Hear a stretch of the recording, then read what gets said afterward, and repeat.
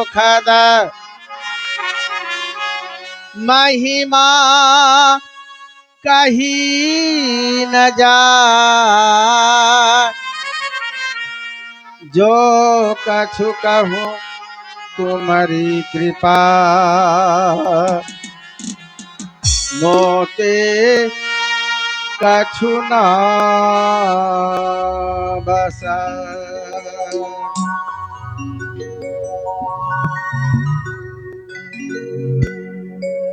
सत्संग में उपस्थित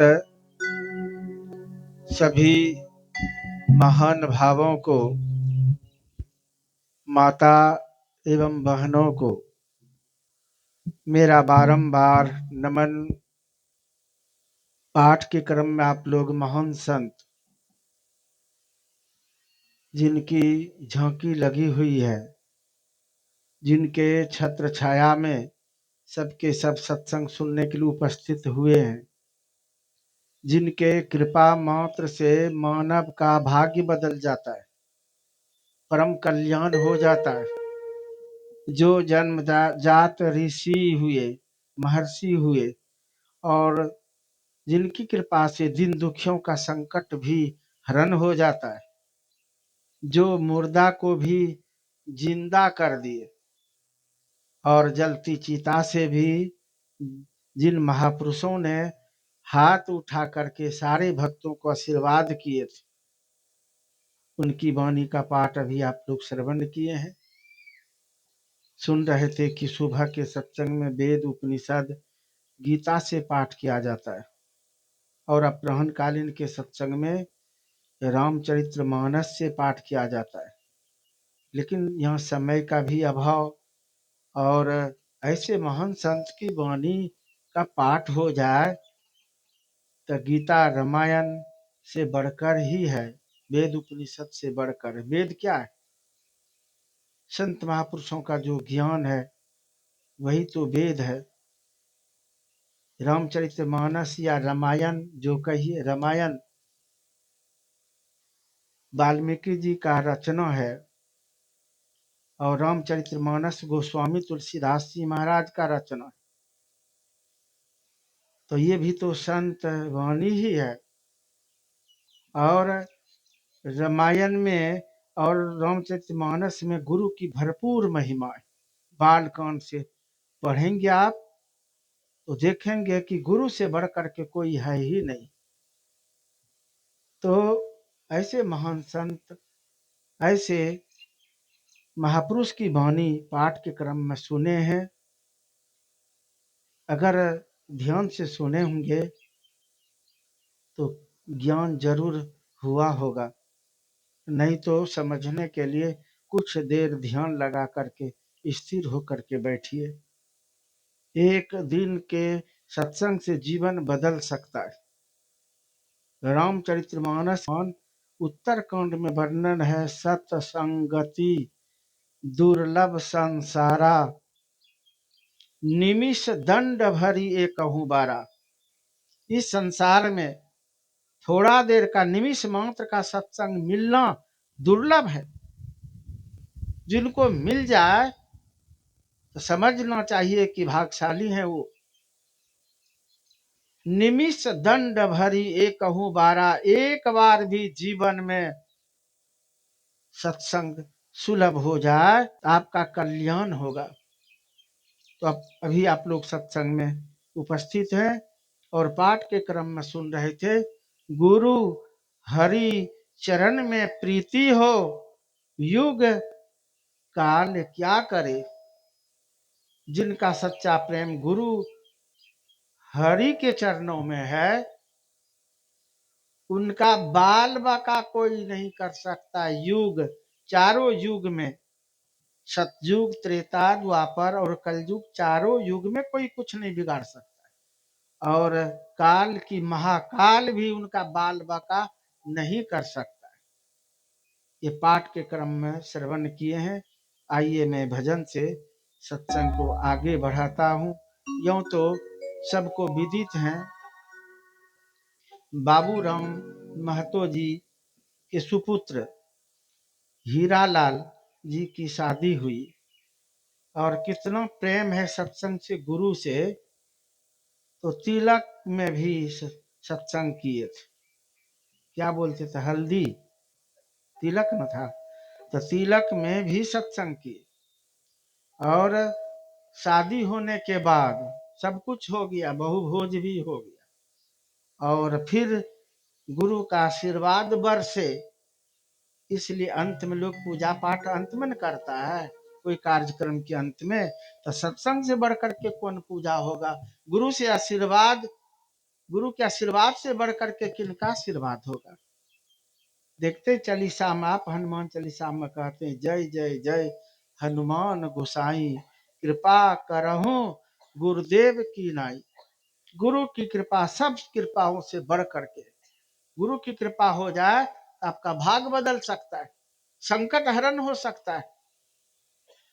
और भगवान राम कह रहे हैं कि गुरु की कृपा हो तो ये तो रक्षा कवच हो जाएगा। कवच अभेद विप्र गुरु पूजा, यही समय विजय उपाय नहीं दूजा। लंका कांड पढ़िए, षष्ठ सोपान लंका कांड। जिनका गुरु रक्षक हो जाए, इससे बढ़कर के कौन कुवच होगा संसार में? सब मिल करके रक्षा आपका नहीं कर पाएंगे, अकेले गुरु रक्षक। इसलिए आइए, लोग गुरु से ही दूर रहना चाहते, न जाने कहां कहां किन पर आशा भरोसा करते हैं। लेकिन जो सबसे बढ़कर की कृपा करने वाले हैं, विशेष रक्षा करने वाले हैं, उनको लोग समझ नहीं पाते। तो ये अगर गुरु के प्रति श्रद्धा हो जाए, विश्वास हो जाए, गुरु के चरणों में अपने आप को समर्पण कर दे, तो यह लोक सुखी और परलोक दोनों सुखों से जगमगा जाएगा। अधोगति में जा नहीं सकता है, इस लोक में दुख पा नहीं सकता है, और यहाँ के जाने के बाद नरक भोग नहीं सकता है। ये पावर है गुरु को। लेकिन लोग कहते हमको फुर्सत ही नहीं, कहे क्या हम गुरु से जुड़े, क्या सत्संग करें, ध्यान करें। हर कार्य में उनको फुर्सत है। देखिएगा, ताश खेलने का फुर्सत है, लोग बोलता टाइम पास कर रहे हैं, बहुत बेसी टाइम है तभी टाइम पास कर रहा है। और सत्संग ध्यान भजन के लिए कहेगा कि हमको फुर्सत है नहीं। हर कार्य के लिए फुर्सत है, लड़ने झगड़ने में भी होशियार है, निंदा शिकायत करने का फुर्सत बना लेता है, 8-10 घंटा सोने का फुर्सत बना लेता है, सब कार्य में फुर्सत। लेकिन जिस भक्ति भजन से आपका कल्याण होगा, इसी में सब कोई कहते हैं हमको फुर्सत नहीं। आइए भजन के माध्यम से सुनिए।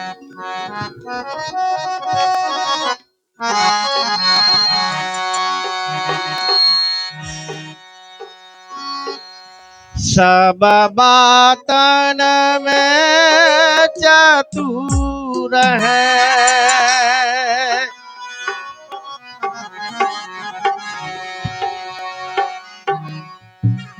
सब बातन में चतुर है, सुमिरन में काचा हो। सब बातन में चतुर है, सुमिरन में काचा हो। सब बातन में चतुर है, सुमिरन में काचा हो।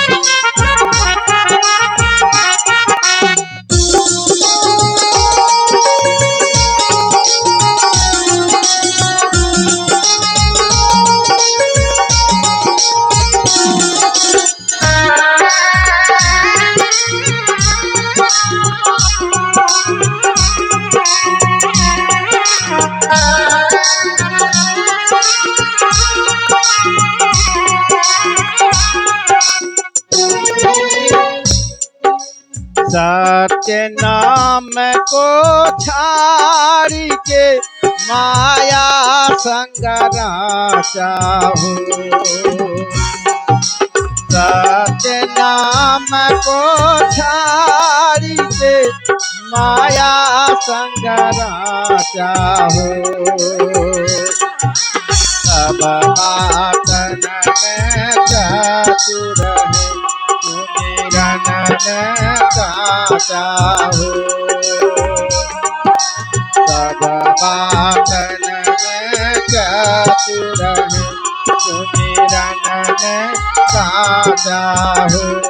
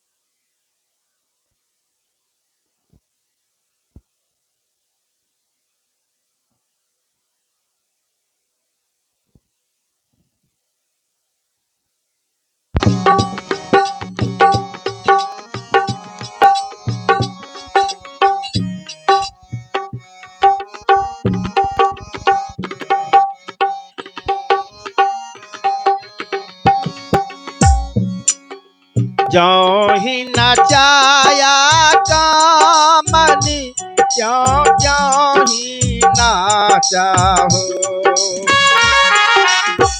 भक्ति में दो बाधक हैं, कंचन और कामनी।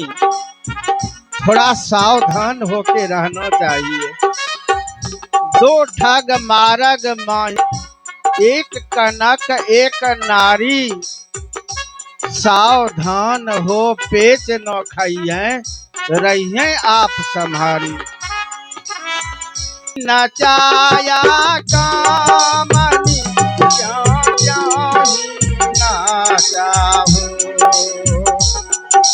ज्यों ही नचाया कामनी, क्यों क्यों ही नाचा हो। इंद्र विषय के कारण सही नरक किया चाहो।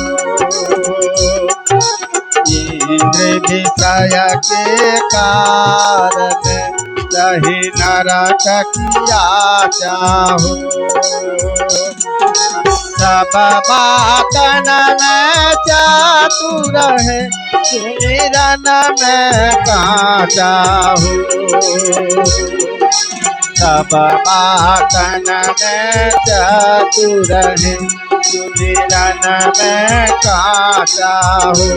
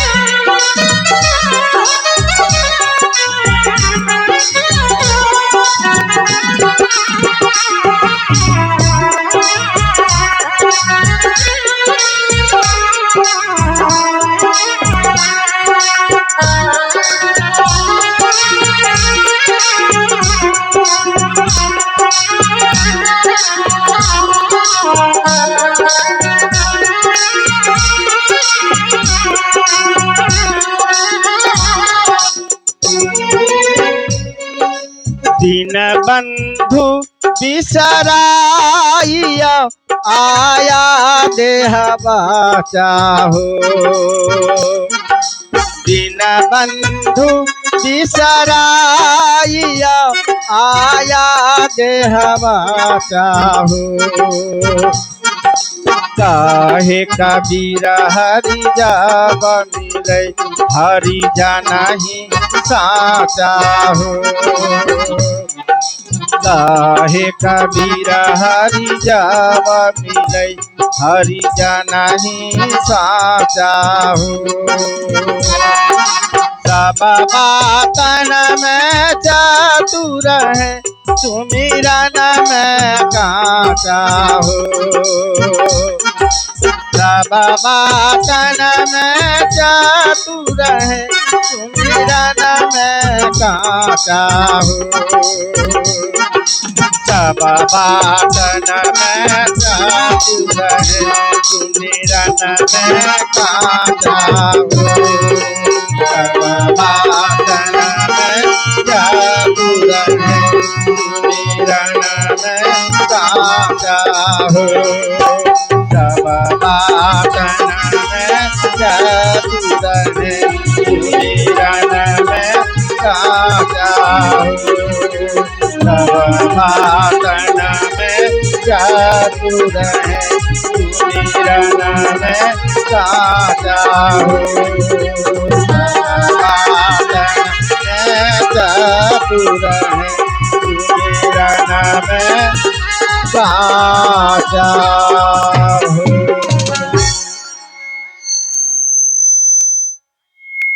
भजन का भाव था कि अगर परमात्मा की भक्ति में प्रेम रह जाए तो फिर दुख कैसा। लोग भूल जाते। ऐसे कबीर साहब की वाणी में वर्णन है, दुख में सुमरन सब करे सुख में करे ना कोई। जो सुख में सुमरन करे तो दुख काहे को हो। दुख में सब भगवान भगवान करते और जब सुख हो जाता तब भूल जाते। विशेष संपत्ति हो जाने पर लोग सत्संग ध्यान भजन भी भूल जाता है, क्योंकि लक्ष्मी की सवारी ही है उल्लू, तो फिर सूझता नहीं। लेकिन जो गुरु से जुड़े रहते, सत्संग अपनाए रहते, वो नहीं भूलते, क्योंकि अभ्यास रहता उनको। कहाँ राजा हरिश्चंद्र धर्म को छोड़ दिए,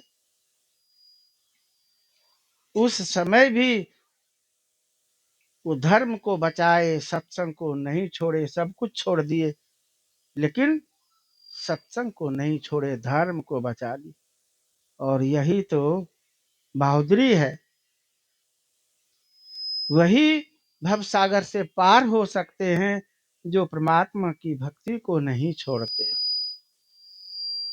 संसार में जीने के लिए गृहस्थी जीवन, ये तो संत महापुरुष का आदेश ही है कि गृहस्थी जीवन में रहो और भक्ति भजन भी करो। पत्नी को सहारा पति का मिल जाता है और पति को सहारा पत्नी का मिल जाता है, इसीलिए जीने में आसान होता है। लेकिन भक्ति नहीं छूटे, जिसके लिए मनुष्य शरीर प्राप्त किए हैं, तो वो भक्ति नहीं छूटे, तब मानव जीवन सार्थक होगा। अक्सर लोग विषय में भूल जाते हैं। शादी हुई तो माँ बाप को भी भूल जाते। ज्ञान के अभाव में लोग संस्कार संस्कार बकते हैं कि 16 संस्कार। 16 संस्कार का जड़ तो सत्संग है। जिनको सत्संग का ज्ञान हो जाएगा, किसी क्षेत्र में वो गलती नहीं करते। तो मेरे कहने का भाव था कि बहुत जगह हम लोग जाते हैं, देखते हैं शादी होने के बाद माँ बाप को, सास ससुर को ही भूल जाते, और यही भूल हुई उनकी। भक्ति, अब भक्ति की बात है कहाँ। जो समर्पण कर दिए माँ बाप जीवन भर पुत्र के पीछे, माँ का कितना कर्ज है पिता का कितना कर्ज रहता है पुत्र पर, ये कोई असूल नहीं कर सकते संसार के लोग। पिता ठंडी गर्मी बरसात कुछ नहीं बूझते, दिमाग लगाते हैं, कहाँ कहाँ से कमा के लाते हैं, खिलाते हैं, वस्त्र पहनाते हैं, पढ़ाते लिखाते हैं, और जो संपत्ति है उनका हकदार बना देते। और माँ का कर्ज और कौन असूल कर सकेगा? एक तो 9 महीनों तक कितना कष्ट सहन किया है उसी पुत्र के लिए ना, जन्म देने में कितना पीड़ा सहन की, और सेवा में सारा जीवन लगाई है, बच्चे का पैखाना पेशाब सब धोई है, अपना गीले में सोती है और बच्चे को सूखे में सुलाती। दूध का कर्ज कौन असूल कर पाएंगे? सोचिए। इसलिए माँ और पिता का बहुत कर्ज रहता है, बहुत उपकार है। ये ज्ञान रह जाए माँ बाप का सेवा में ही आपका, उसको धर्म समझें तो भगवान प्रसन्न ही रहेंगे। उसके बाद है फिर रामचरितमानस में वर्णन। सास ससुर तो देखिए गुरु तुल्य हैं, पति परमेश्वर के तुल्य हैं। रामचरितमानस में वर्णन है कि पति अंधा हो, नंगड़ा हो, कोढ़िया हो, निर्धन हो, फिर भी पति पति हैं, पत्नी के लिए भगवान तुल्य हैं, परमेश्वर है।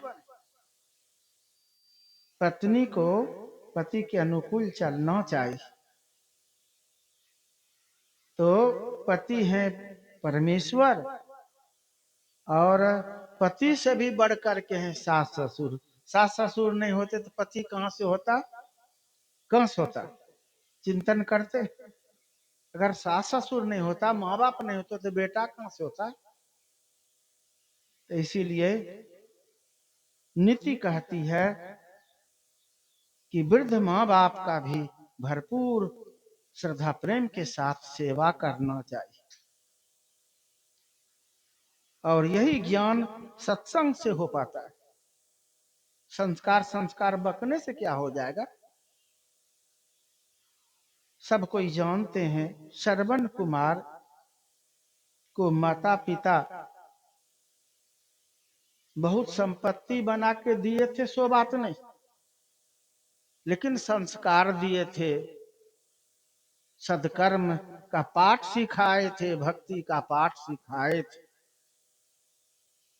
इसीलिए माँ बाप तो अंधा अंधी थे और वो संस्कार नहीं भूल पाए कि माँ बाप का सेवा सबसे बढ़कर के सेवा है। तो अपने कंधे पर लेकर के और श्रवण कुमार घूमते थे, तीर्थ कराते थे। आज देखते हैं लोग दुहाई देते हैं ना, उदाहरण देते हैं ना, असंपत्ति खूब दे दे संस्कारे नहीं, अजात शत्रु के तरह बेटा हो तब सुख होगा माँ बाप को? किसको सुख होगा? प्रजा लोगों को। कारू और हारू के तरह शासक हो जाए तो किसको सुख होगा? इसलिए सत्संग से विवेक होता है, ज्ञान बढ़ाता ये सत्संग। और सत्संग में जब सत्संग होता है ना, इसमें ब्रह्मा जी, विष्णु जी, शिव जी उपस्थित हो जाते, देवी देवता उपस्थित होते। धम्पद पढ़ते हैं तो धम्पद में वर्णन है कि स्वर्ग का मालिक इंद्र भेष बदल करके और सत्संग सुनाने वालों को पंखा झेलते हैं। भगवान बुद्ध सत्संग सुना रहे हैं तो इंद्र स्वर्ग का मालिक है और वो भेष बदल करके पंखा झेलते हैं। माँ बहने भाई बंधु जरा चिंतन कीजिए, सत्संग में क्या पावर है। जो स्वर्ग का मालिक भेष बदल के आके पंखा झेल रहे हैं, क्या कमी था? इससे समझना चाहिए कि सत्संग जीवन में सर्वोपरि है। जो सत्संग नहीं छोड़ेंगे उनके ऊपर देवी देवता प्रसन्न रहेंगे, लक्ष्मी रहेगी, ब्रह्मा विष्णु महेश खुश रहेंगे। और जिनके ऊपर सब खुश रहे तो उनको संकट की बात कहाँ है, दरिद्रता की बात ही कहाँ है। लोग नहीं समझ पाते, बस दारू पियो, ताड़ी पियो, मुर्गा मुर्गी खाओ, जुआ खेलो, तिरंगा पुड़िया चबाओ, उनके यहाँ लक्ष्मी रहेगी? सोचिए तो, वहां तो शैतान वास करता है। पढ़े लिखे युवक लोग भी बैठे, बहुत जगह देखिएगा दीवार सब में लिखा रहता है, जो हुआ नशा का शिकार उजड़ा उनका घर परिवार। हम लोग नहीं लिखते, लेकिन पढ़े होंगे। इसलिए नशा से बचना चाहिए, अपना जीवन सात्विक बनाना चाहिए, सदाचार जीवन जीना चाहिए। सब प्रसन्न रहेंगे देवी देवता भगवान। जो अपने जीवन को ही नाश कर देते हैं, दुराचार जीवन जीने लग जाते हैं, तो सब नाराज हो जाते हैं, वो कहीं का नहीं रहता। उनका घर परिवार में सम्मान नहीं होता है, गांव समाज में सम्मान नहीं होता है, सभा सोसाइटी में उनका सम्मान नहीं होता है। जब यहाँ संसार में उसका सम्मान नहीं होगा तो भगवान के यहाँ उनका क्या सम्मान होगा? इसीलिए भगवान सीधे उनको नरक में धकेल देते और लंबे काल तक उनको नरक भोगना पड़ता है, क्योंकि कर्म प्रधान। जैसा कर्म करेगा वैसा फल देगा भगवान। यह है गीता का ज्ञान। इसीलिए संभल के चलना चाहिए। मनुष्य शरीर पाए हैं, सदकर्म को अपना करके ही चलिए, खूब कमाइए, रोजगार धंधा कीजिए और मेल से रहिए। पति पत्नी में ऐसा मेल हो कि एक मिसाल बन जाए। बेटा को माँ बाप से इतना प्रेम हो, एक उदाहरण बन जाए। पत्नी की वो सेवा हो। आप लोग मार्कंडेय पुराण पढ़ के देखेंगे, 18 पुराण में एक पुराण है मार्कंडेय पुराण। जो सास ससुर का सेवा, पति का सेवा, अधर्म कर्म लेके चले, उनका बाल बाका कौन कर सकेगा?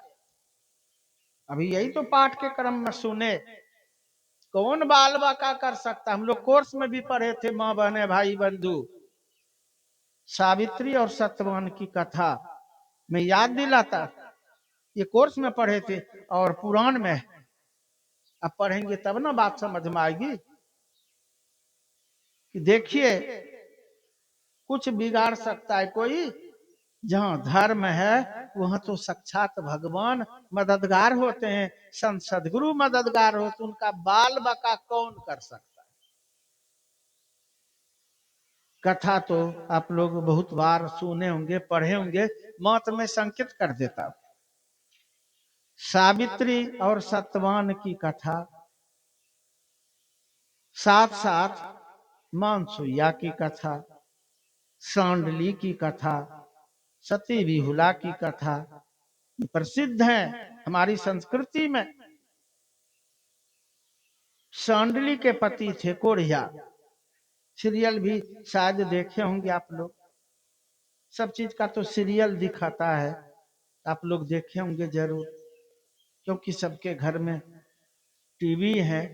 हम लोग तो कहाँ से टीवी, लेकिन लोग बोलते हैं तो सुनते, लेकिन हम लोग ग्रंथ पढ़ते। चलिए यहाँ ध्यान रखिए, सांडली उनका एक नाम नर्मदा भी है। तो पति उनका कोढ़िया था, शरीर से तो कोढ़िया था ही, मन का भी कोढ़िया था। उनकी बुद्धि ठीक नहीं थी। जो सत्संग ठुकराएगा, संत महापुरुष को नहीं मानेगा, तो उनकी बुद्धि पवित्र नहीं होगी, वो दूषित कर्म करेगा और वो पाप नहीं समझेगा। पाप पुण्य कोई विवेकी समझता है, जिसके पास विवेक है।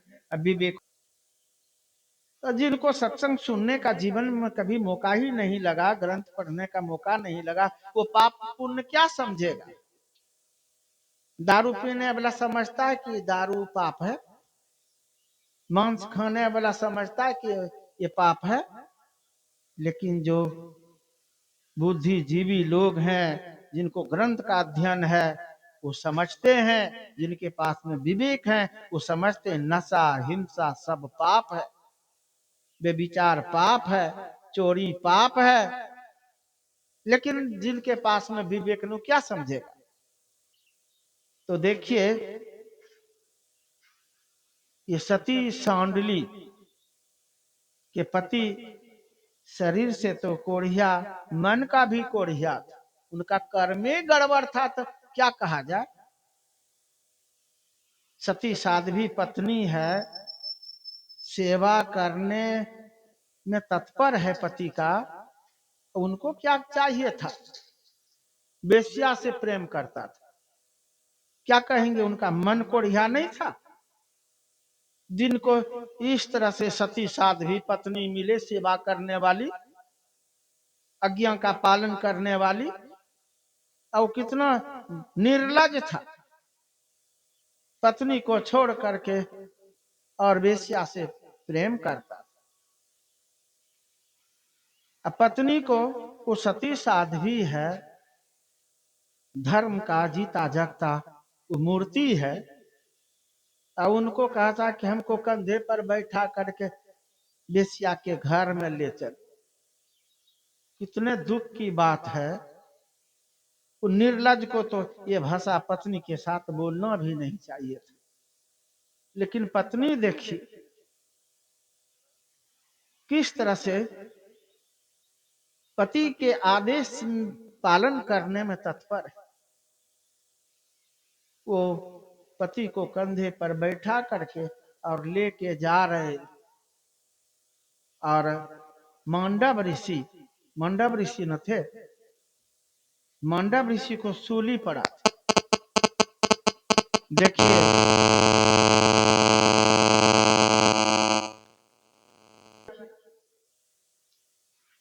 ये सदा संत महापुरुषों को बेवजह का ये संसारिक लोग परेशान किया है, बेवजह का, समझना बुझना कुछ नहीं। मांडव ऋषि को सूली दे दिया था। उसके पीछे कहेंगे कथा लंबी हो जाएगी, उधर नहीं जाना है।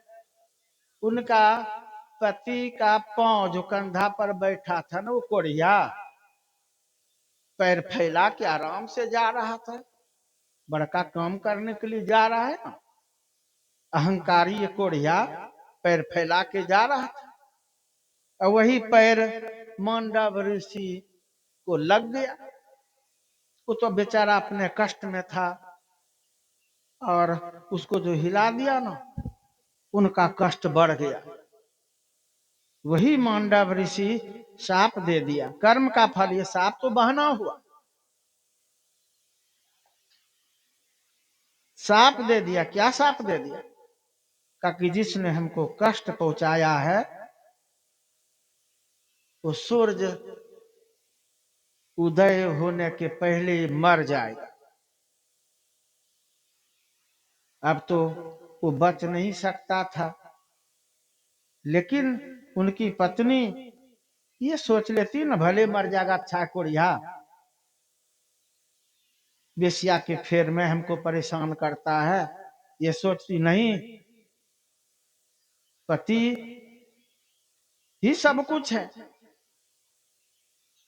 पति है तो श्रृंगार है, अब पति है नहीं तो श्रृंगार कौन काम का। तो वो भी मन में ठान ली, संकल्प ले ली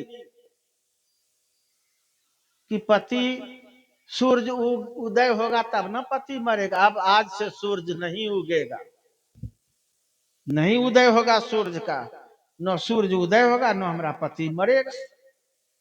ये महात्मा की वाणी है, ये भी विफल नहीं जाता है। अब वो भी तो साध्वी है, वो भी तो साधना करती है, तो वो भी संकल्प ले ली। अब सूर्य नहीं उदय उदय होगा, 7 दिन लगातार हो गया, क्या होगा? संसार का हाल हाहाकार मच गया। तब गुरु बचाते हैं, मानसुया गुरु हैं सांडली के। गुरु आए और कहा कि बेटी, पूरे तीनों लोक में कष्ट है। कहा कि कष्ट है तो हम क्या करें? जब हमारा पति मर जाएगा, हमारा स्वाग ही खत्म हो जाएगा, श्रृंगार खत्म हो जाएगा, तो संसार को हमको कष्ट होगा, तो संसार को कष्ट होगा, तीनों लोक में कष्ट होगा, तो हम क्या करें? कहा कि बेटी एक काम करो, तू सूरज को उदय होने दो, तुम्हारा सुहाग खत्म नहीं होगा, श्रृंगार खत्म नहीं होगा। तो गुरु का आदेश का पालन कौन नहीं करेगा? कौन नहीं पालन करेगा? जिनके पास में विवेक है, ज्ञान नहीं पालन करेगा। हीरालाल प्रोग्राम लिया था और हमको बोले कि भोर सुबह कीजिएगा बाबा, क्योंकि हम शाम में नहीं रह पाएंगे। हमको तो पता था कि सुबह सत्संग नहीं हो पाएगा, कल भोज है, रात भर सब परेशान रहेगा, जिधर तिधर सब पड़ा रहेगा, सुबह भोरे कैसे सत्संग हो जाएगा? हम बोले कि सुबह नहीं हो पाएगा। तब हम ये बाबूराम महतो जी से हम बात की, कहा कि नहीं बाबा सुबह नहीं हो पाएगा।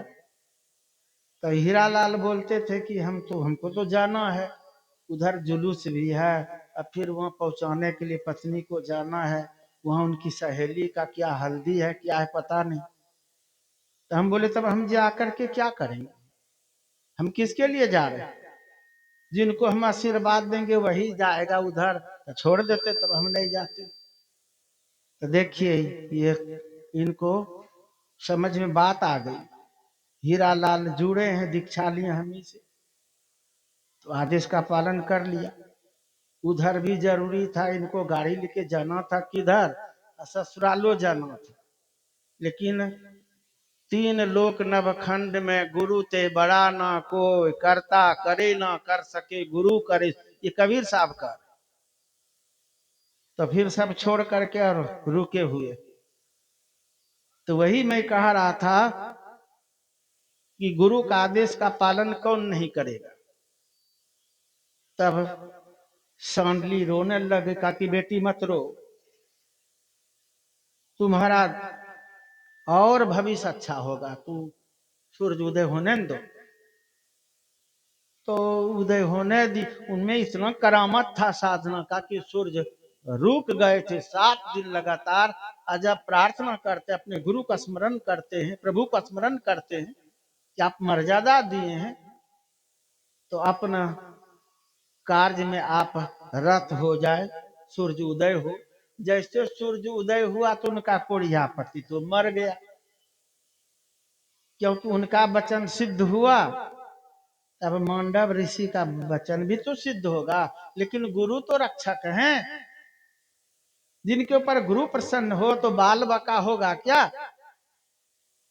मां अनसुईया उठा तो कोढ़िया ना, और मानसुई अपने कमंडल से जल हाथ में लेकर के अपने गुरु का स्मरण करती है, मंत्र का उच्चारण करती है, और वो मृतक कोढ़िया शरीर पर जल का छिड़काव कर देती है, और वो सुंदर राजकुमार प्रकट होते हैं। वही कोढ़िया अब सुंदर शरीर लेकर के प्रकट होते। ये साधना की शक्ति है और भक्ति की शक्ति है। इसीलिए बाल बका कौन कर सकता है? कोर्स में तो पढ़े ही है, मां सावित्री और सत्यवान के संबंध में कथा लंबी है, मात्र संकेत में जरा सा कर देता हूं, पढ़े हैं आप लोगों को ख्याल कर देता हूं। जब शादी हो रही थी तो ये सावित्री अपने पति सत्यवान का चयन कर चुकी थी, मन में बैठा ली थी। नारद जी जब आए उनके माता पिता के यहाँ, तो नारद जी से माता पिता, सावित्री के माता पिता पूछते हैं कि नारद बाबा शादी पक्की हो गई है, सब कुछ ठीक ठाक है कि नहीं? नारद बाबा कहते हैं कि पक्की सब कुछ ठीक ठाक, क्या पक्की तो कर लिए, ठीक ठाक कौन सी ठीक ठाक? जिसको ये पति वरण की है वो अल्पायु है, 5 साल जीवित रहेंगे, 5 साल के बाद वो मर जाएगा। संकट का पहाड़ आ गया माँ बाप के ऊपर कि 5 साल में दामाद मर जाए तो कोई माँ बाप खुश होंगे? कहा कि बेटी अभी शादी नहीं हुई है, सो अपना मकसद बदल ले। कहा कि नहीं माँ, नहीं पिताजी, हम स्थान दे दिए, पति का चयन कर लिए हैं, अब अगर हम बदलाव करते हैं तो ये धर्म में ठेस पहुंचेगा, इसलिए हम, चाहे मेरे भाग में वही 5 साल का पति है तो वही सही। नारद कहते हैं और सुन लीजिए, इनका जो पति है वो निर्धन है, राजपाट नहीं है, वृक्ष के नीचे रहता है, लकड़ी काट के बेचता है बाजार में, नमक रोटी खा के जीता है। और संकट लोग खोजता है बर और घर, दोनों ने खोजता है, घर बर, बर भी बढ़िया नहीं घरों बढ़िया। और नारद बाबा कहते और सुन लीजिए, सास ससुर इनका है अंधा अंधी, रात दिन उसका सेवा करना पड़ेगा। अब तो मत पूछिए माँ बाप को कितना कष्ट हुआ, खूब समझाने लग गए, बेटी इरादा बदल ले, दूसरा पति चयन कर ले। का कि नहीं, मेरे भाग में जो था वही होगा। शादी करवा दी, शादी तो हो गई, वास्तव में राजपाट नहीं था, वृक्ष के नीचे रहते थे सतवान उनके माता पिता। सावित्री उसी में सुख समझने लग गई है, सेवा करने का अवसर मिला है सास ससुर का, अंधा अंधी सास ससुर है, सेवा करने का मौका मिला है। और पति निर्धन है तो क्या हुआ, पति परमेश्वर है। 5 साल पूरा हो गया था, सावित्री दिन गिनती थी। जमराज ये नारद का वचन झूठ सिद्ध नहीं होता, इसलिए ये दिन गिनती थी, 5 साल पूरा हो गया है। सत्यवान लकड़ी काटने के लिए अब जाने वाले। सावित्री कहती है कि मैं भी जाऊंगी। कहा कि मत जा, जंगल में बहुत हिंसक सब जानवर रहता, तू कभी नहीं गई है, मत जा। नहीं, आज हमारा देखने का मन है जंगल। इतना सेवा करती थी, कौन ठुकरा पाएंगे ऐसी पत्नी को। सेवा से अपने पति को जीत ली थी, सेवा से अपने सास ससुर को जीत ली थी। पति रोक नहीं पाएगा कि तब सास ससुर से अनुमति लेना पड़ेगा। सास ससुर से कहते माँ पिताजी आज हमारा जंगल देखने का, वो तो बहाना था, जंगल देखना क्या था। ताकि अनुमति दीजिए ना, आदेश दीजिए ना, आज देखने का मन है कि कैसे हमारे पति कहाँ से लकड़ी काट के लाते हैं, कितना कष्ट सहते हैं, आज हमको भी देखने का मन है। तो कहा कि जाओ बेटी, तुम्हारे बिना हम लोग नहीं रह पाएंगे, जल्दी से आ जाना। सास भी कहते हैं ससुर भी आदेश दे दिए। अब वहां तो समय पूरा हो गया था, सतवन वृक्ष पर चढ़ गया था, लकड़ी काटते काटते पूरा सर में दर्द, चक्कर आने लगा। सावित्री से कहते हैं कि जोरों का दर्द हो गया, चक्कर आ रहा है, अब हम गिर जाएंगे, नहीं बचेंगे। ताकि पतिदेव कुल्हाड़ी फेंक के जल्दी से नीचे आई। जल्दी से नीचे उतरते उतरते वो बेखबर हो गए। सावित्री पति का, सतवान का सर अपने जंघा पर लेकर के और अपना ये जप में वो लग गई, जो गुरु दीक्षा दिए थे ना, उस कर्म में वो लग गई। तब तक जमराज अपने दूत को भेजते कि जाओ, सतवान का समय पूरा हो गया है, सो जाओ उनका प्राण हरण करके ले आओ। जमराज के दूत आए, लेकिन वहां तेज बिखर रहा था सावित्री का। सदकर्म जो करते हैं उनका तेज बिखरता है, और कोई काल नहीं सट सट सकता है। लोग बोलते हैं भूत प्रेत शैतान। एक सच्चे इंसान जो बराबर सत्संग करते हैं, जप ध्यान सुमरन करते हैं, भूत प्रेत डाकिन साकिन जोगिन किच्चिन ये कुछ बिगाड़ नहीं सकता है। तो जमदूत भी नहीं भीड़ सट पाए, लौट के चले गए। जमराज से कहते हैं कि हमसे ये काम नहीं होगा। ताकि क्यों? ताकि हम सट नहीं पाते हैं, कैसे हम प्राण हरण कर पाएंगे। उनका तेज बिखर रहा है, उनकी पत्नी है सावित्री, उनका तेज बिखर रहा है। हम लोगों का क्या मिजाल जो सट पाएंगे। जमराज अपने से आए। मां बने भाई बंधु ध्यान से सुनिए, जमराज आए वहां अपने से, और जमराज भी नहीं सट पाए। जमराज उनका तेज के सामने में जमराज भी नहीं टिक पाए। इधर गंगा गुरु जी हुए थे, आप लोग जानते होंगे, वो भजन बनाए, जम का कांपत बा प्राण नारी तेजवा से। जम का प्राण कांपता है अगर नारी में तेज हो, सत्संग ध्यान भजन नहीं छोड़े, गुरु के प्रति श्रद्धा प्रेम रखे, तो जमराज को थर्रा सकती।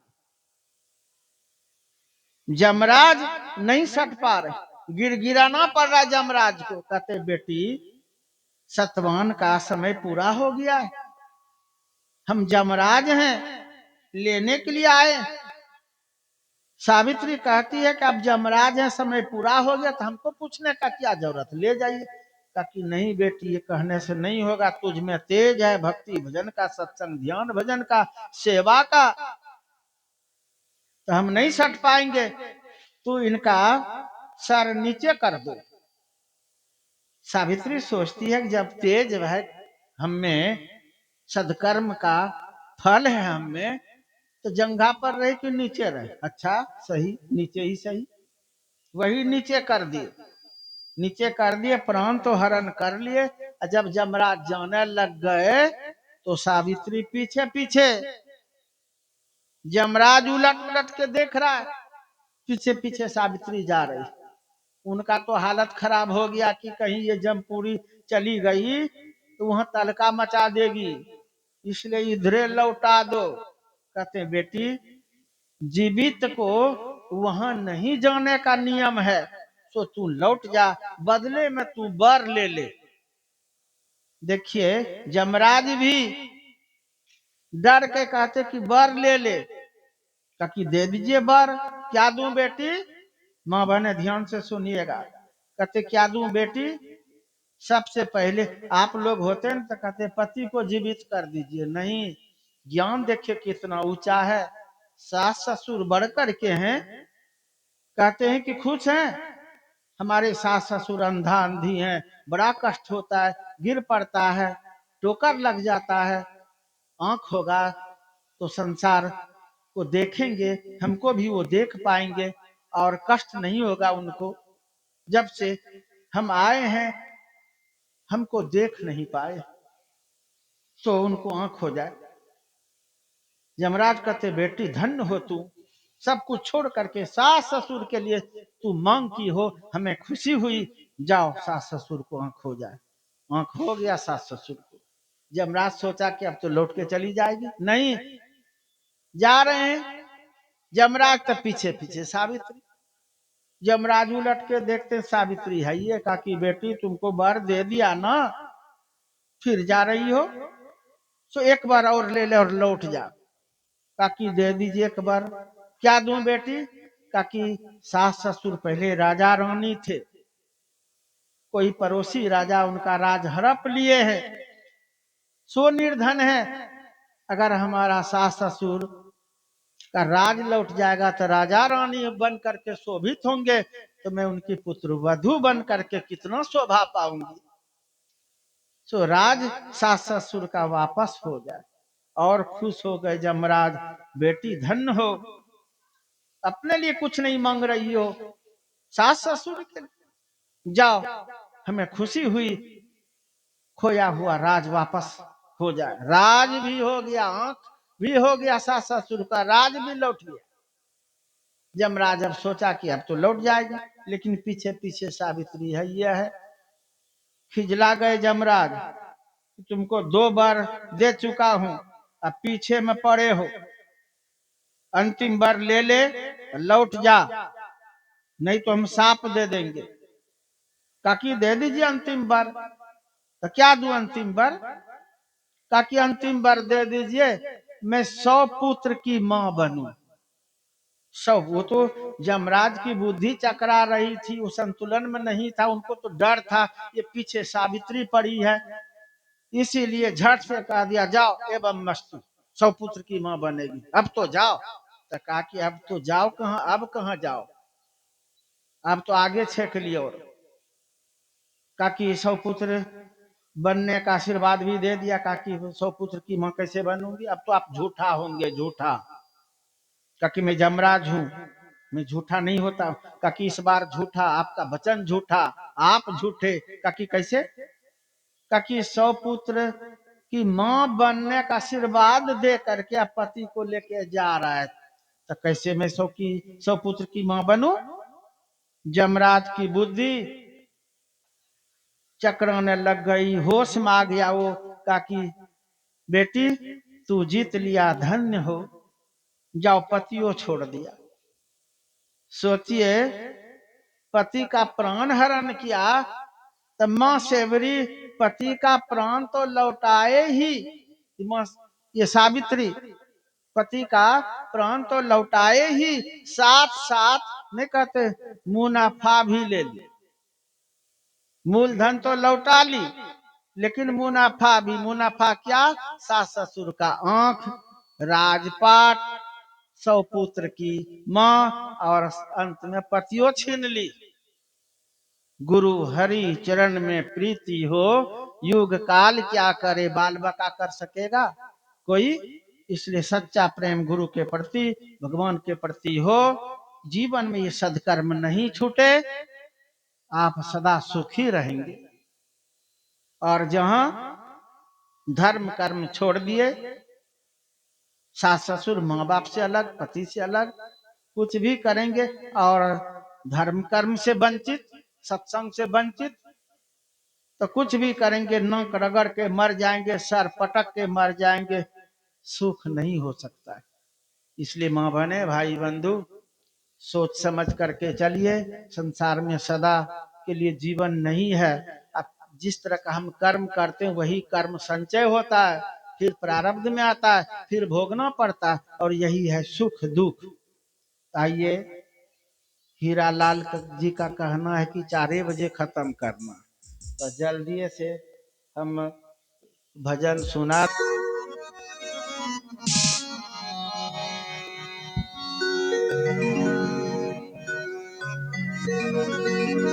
शादी हुई है, और इधर कुरमाली में बेसी तो झुमटा चलता है। हाँ, झुमटा चलता है, और शादी हुई है तो शादियों में झुमटे चलता है सब जगह। माँ बहने झुमटा गाती है, इसको हिंदी में खेमटा बोलता है। आइए सुनिए भजन।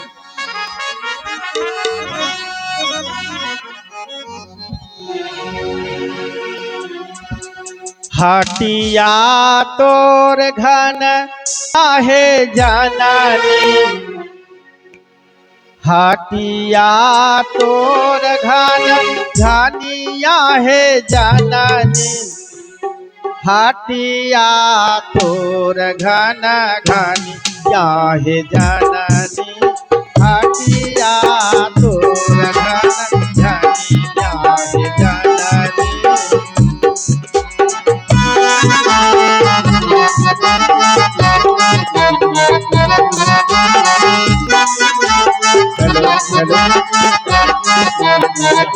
हेलो हेलो,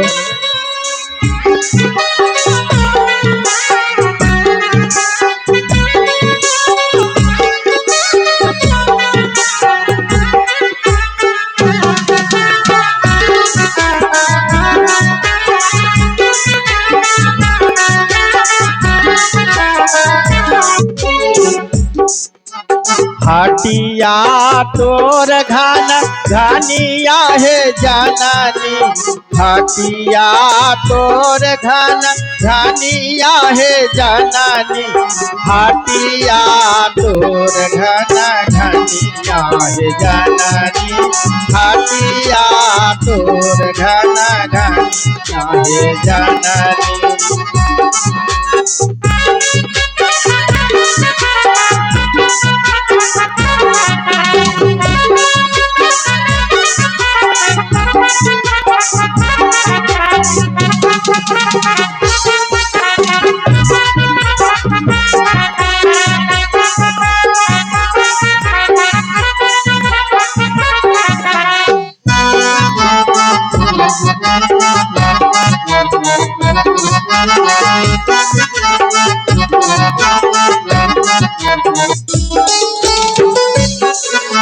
चौरासी हजार के बाजार लागे दुनिया, चौरासी हजार के बाजार लागल दुनिया, तहाँ में व्यापारी जीवा बनिया हे जननी, तहाँ में व्यापारी जीवा बनिया हे जननी, हाटिया तोर घन घनिया हे जननी, हाटिया तोर घन घनिया हे जननी, हाटिया तोर घन घनिया हे जननी, हाटिया तोर घन घनिया हे जननी, हाटिया तोर घन घनिया हे जननी, हाटिया तोर घन घनिया हे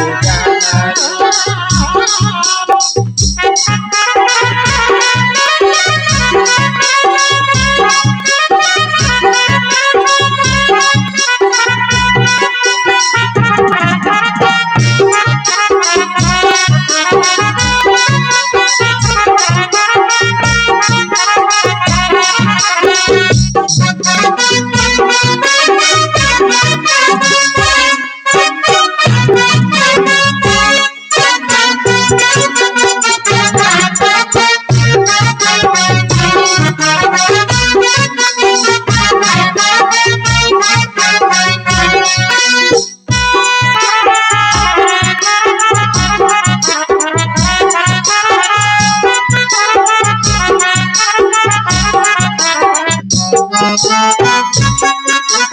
कोई व्यापारी आवे कोई व्यापारी जावे, कोई व्यापारी आवे कोई व्यापारी जावे, कोई तो घर में दुकानिया हे जननी, कोई तो घर में दुकानिया हे जननी, हाटिया तोर घन घनिया हे जननी, हाटिया तोर घन घनिया हे जननी, हाटिया तोर घन घनिया हे जननी, हाटिया तोर घन घनिया हे जननी, हाटिया तोर घन घनिया हे जननी, हाटिया तोर घन घनिया हे जननी,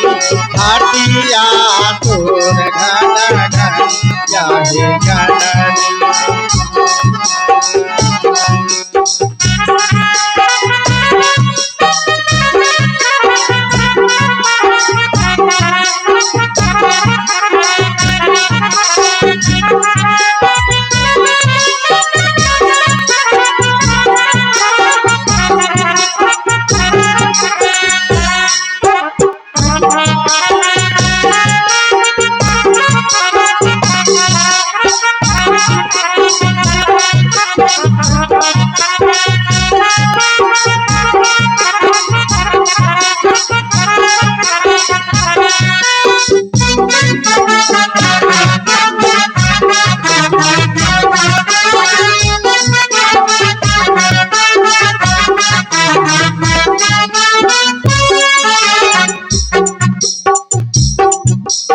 कोई तो मोलाबे हीरा मानिक लाल मोतिया, कोई तो मोलाबे हीरा मानिक लाल मोतिया, कोई तो मोलाबे जीरा खनिया हे जननी, कोई तो मोलाबे जीरा खनिया हे जननी, हाथिया तोर घना घनिया जननी, हाथिया तोर घना घनिया हे जननी, हाथिया तोर घन घनिया हे जननी, हाथिया तोर घन घनिया हे जननी, हाथिया तोर घना घनिया हे जननी, हाथिया तोर घना घनिया हे जननी।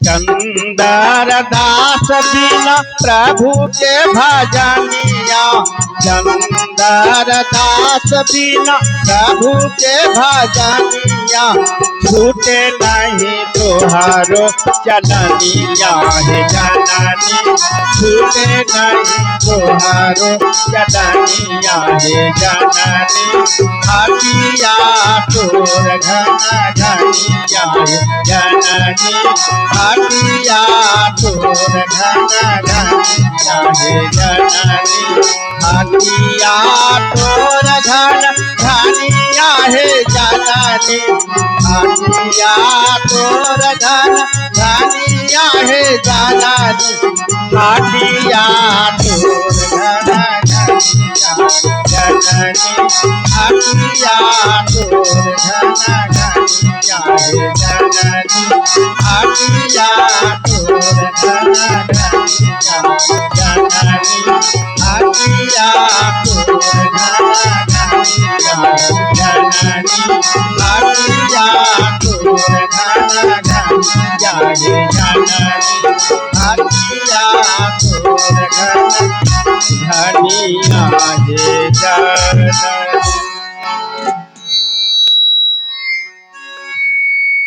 जो ऐसे लोगों को ज्ञान रहता है, जो सत्संग में जुड़े रहते हैं, तो उनके पास में विवेक रहता है। और गुरु से जुड़े रहते तो उनके पास में जुक्ति रहती है, और जहाँ जुक्ति है वहाँ उनकी मुक्ति भी हो जाती है। तो कमी क्या। जिनके पास में ज्ञाने नहीं है, माँ बहने ध्यान से सुनिएगा, बेसी संख्या भी लोगों का है। जिनके पास में ज्ञान नहीं है तो विवेक होगा? विवेक नहीं होगा। लोग बोलते हैं देवी देवता राक्षस, समझते हैं देवी देवता राक्षस कहाँ, सब यही है कि कहाँ? कहते हैं वो चित्र बना देता है, लोग समझता है कि राक्षस का दांत बड़ा बड़ा रहता है, न नाखून सब बड़ा बड़ा रहता है। और जो मन सो खाता है, जो मन सो पीता है, जो मन सो कर्म करता है, तो राक्षस होगी। जिस माँ बहनों का नाखूने बड़ा बड़ा हो, राक्षस नहीं है कि? आजकल फैशन बना लिया है लोग, उसमें मैल घुसेगा, क्या क्या घुसेगा। जो सत्संगी है, दीक्षित है, उनको नाखून नहीं बढ़ाना चाहिए। देखते हैं कोनो पर्व त्योहार करते हैं तो आपको छोटा नाखून भी कटाना पड़ता है। सत्संगी यहाँ रहिएगा, सत्संगी बन के रहिएगा, घर में रहिएगा, आपका शुद्ध भोजन हो, पवित्र भोजन हो, आप खाइएगा, परिवार को खिलाइएगा, कभी हम लोगों को भी बना के खिलाएंगे। तो खाएगा कोई न खूने जिसका बड़का बड़का राक्षस जैसा हो। इसलिए पहले देखिए, घबराइए नहीं, पहले सुनिए समझिए। माँ बहनों को जेवर पहनने के लिए नाक में पहनिए, गला में पहनिए, हाथ में पहनिए, कमर में पहनिए, पैर में पहनिए, हाथ में अंगूठी नहीं पहनिए, सूच्याचार नहीं होगा। रोज बायां हाथ में पहनिएगा, रोज पैखाना में टच होगा, होगा कि नहीं? दायां में पहनिएगा जूठा सकरी। भोजन बनाइएगा कैसे? चम्मच, आप लोगों से मैं पूछता हूँ, चम्मच गिर जाए पैखाना में, आप देख लिए, और उसको धो करके और फिर दे आपको खाने के लिए खीर भोजन, और वही तो चम्मच खाइएगा। क्यों धो के न दिया? लोग कहते हैं अंगूठी धोते नहीं है, हाथ तो शुद्ध होगा, रोज पैखाना में टच होगा। इसलिए हाथ में अंगूठी नहीं पहनना चाहिए। ये संत मत का ज्ञान है, गुरु महाराज का आदेश है। जेवर बहुत पहनिए, पैसा रहने पर ढेर जेवर पहनिए। अंगूठी सोना का है, चांदी का है तो खोल के रख लेना चाहिए, फेंकने के लिए हम नहीं बोलते। आपका जेवर है, संपत्ति है, पूंजी है, रखिए अपने पास, कभी जरूरत होगा तो वो आपको काम देगा। अब वो पहन के कोई तो बोलते हैं बाबा ये घोड़ा का नाल है, तो घोड़ा का नाल तू निहाल करेगा तो क्या, अंगूठी न है, सोना का है बाबा, चांदी का है, तो इससे क्या? भोजन दूषित होगा, सूच्याचार का पालन नहीं होगा। संत मत में गुरु महाराज सिखाए सूच्याचार नहीं सिखाए हैं? जितने लोग दीक्षित हैं, सूच्याचार, पवित्र रहिए। लघु शंका करते, पेशाब करते तो पानी लीजिए। माँ बहनों को स्नान करके भोजन बनाना चाहिए। जप ध्यान करके, जप करके भोजन बनाना चाहिए, ताकि जप का असर भोजन में हो जाए, खाने वाले सबका मन शांत रहे, जब ध्यान उनका बने। लोग करता क्या है, वो पवित्र जैसे तैसे। लोग तो देखते हैं कितना लोग तो राक्षस जैसा, राक्षस मुंह नहीं धोता है, नाखून बड़ा बड़ा रहता है, दांतों बड़ा बड़ा, और सोएगा उठेगा बस चाय पीना शुरू, न खाना पीना सब, एक राक्षस का न काम है। इंसान है सत्संगी, पहले उठेगा, शौच आदि क्रिया से आएगा, मुंह हाथ धोएगा, स्नान करेगा, कुछ सदकर्म जप ध्यान करेगा। नहीं तो भोजन के समय में जब दीक्षित हैं आप, तो जप करके भोजन बनाएंगे तो भोजन में भी असर हो जाएगा जप का, आपका काम बनेगा ही। बेसिया फायदा भोजन में असर हो जाएगा जप का। आप जो भी खाएंगे घर परिवार में, सबका मन शांत होगा, पति सास ससुर ननद जो भी है, सबका मन शांत रहेगा, खड़मंगल नहीं होगा। और नहीं तो लोग करते क्या, जैसे तैसे दूषित भोजन बनाते हैं, गुस्सा क्रोध करके भोजन बनाते हैं, अश्लील सब सीरियल देख करके टीवी चालू कर दिया, मोबाइल चला दिया, भोजन बना रहे हैं, हंसी मजाक करके भोजन बनाते हैं, भोजन दूषित हो जाता है। जो खाता है उनका मन अब चंचल होगा, ध्यान भजन क्या बनेगा, मन चंचल होगा। और गुस्सा क्रोध करके भोजन बनाते हैं तो जो खाएगा उनके मन में क्रोध होगा, कहीं जाएगा लड़ झगड़ के, पति हो कि कोई भी हो, उठा पटक करके घर आएगा, क्योंकि भोजन दिए हैं उसी तरह से खिलाए हैं। और अगर बाहर में नहीं बरसा तब घरे में बरसेगा। इसीलिए माँ बहनों को ये ज्ञान हासिल करना चाहिए कि गुस्सा क्रोध करके भोजन नहीं बनावे, जप करके भोजन बनावे और सबको खिलावे। सबका जप ध्यान भी बनेगा, घर में शांति रहेगी, लक्ष्मी रहेगी। जिस घर में खटपट होगा, खड़मंगल रहेगा, वहाँ लक्ष्मी नहीं, वहाँ दरिद्री वास कर। बढ़िया से समझ लीजिए, क्यों निर्धन रहते हैं लोग, इसका मूल कारण तो यही है, समझता तो नहीं है, सत्संग में बैठेगा नहीं। दो चार ठो युवक बैठे थे, धीरे धीरे भाग गए, क्या समझेगा वो लोग। ये तो हीरा लाल का की गेट यहाँ सब बंद कर देंगे, ताला लगा देंगे, तब डर से तो आया था और धीरे धीरे भाग गया। वो लोग क्या समझेगा। तबे ना युवक सब देखिए छोटा छोटा तिरंगा पुड़िया चबा रहा है, गाली कर रहा है, माल मवेशी ने गाली करता है और आदमियों सब गालिए कर रहा है। बुझिए मनुष्य हैं, पढ़े लिखे हैं, गाली पागुर कर रहा है, मुंह चला रहा तिरंगा पुड़िया ठूस। सत्संग का ज्ञान नहीं हुआ ना, इसीलिए जिनको सत्संग का ज्ञान हो जाएगा वो गाली करेगा, करेगा गाली तो कौन समझाएगा। सत्संग में बैठने तक तैयार नहीं रहते लोग। तो देखिए सत्संग से सुचियाचार, सत्संग से शिष्टाचार और सदाचार जीवन भी सत्संग से ही होगा। झूठ नहीं बोलना चाहिए, रात दिन झूठे बोले जब तक भेद नहीं खुलता तो सम्मान होगा, और जहाँ भेद खुल जाके झूठ बोलती है तो कौन आपका सम्मान करेगा, करेगा कोई। इसलिए झूठ नहीं बोलना चाहिए, चोरी नहीं करना चाहिए, जरूरत हो तो मांग के लेना चाहिए, हमको ये चाहिए, हमको चोरी नहीं करना चाहिए। झूठ चोरी नशा में कुछ नहीं लेना चाहिए, फैशन हो गया है ना, खाली लड़का लोग नहीं लड़कियों लोग खैनी खाती है, तिरंगा चबाती, फैशन हो गया, कलयुग ना है।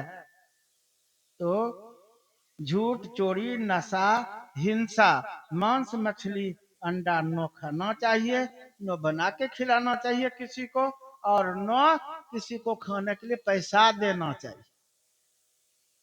हिंसा के अंदर आता है झूठ चोरी नशा हिंसा और व्यभिचार।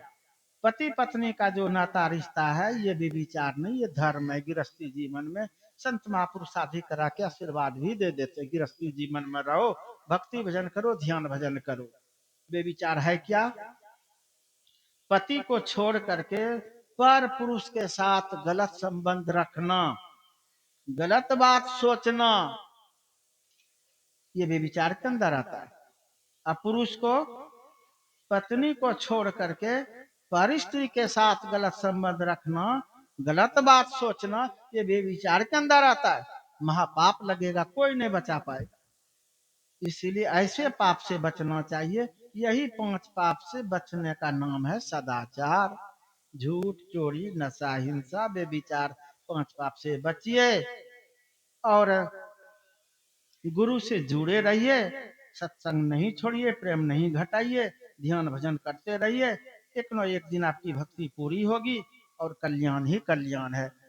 मैं गुरु माँ से प्रार्थना करता हूँ कि शादी हुई है हीरालाल, और हीरालाल का जन्म ससुराल है ना, वहाँ भी बहुत पहले से हम जाते हैं, हमको तो बाद में ना पता चला। वो ऊर्जा नगर में पहले थे, ये सब बच्ची थी, छोटी छोटी बच्ची थी, उनका भाई सब छोटा छोटा था, तब से हम वहाँ जाते थे, सत्संग ऊर्जा नगर में होता था।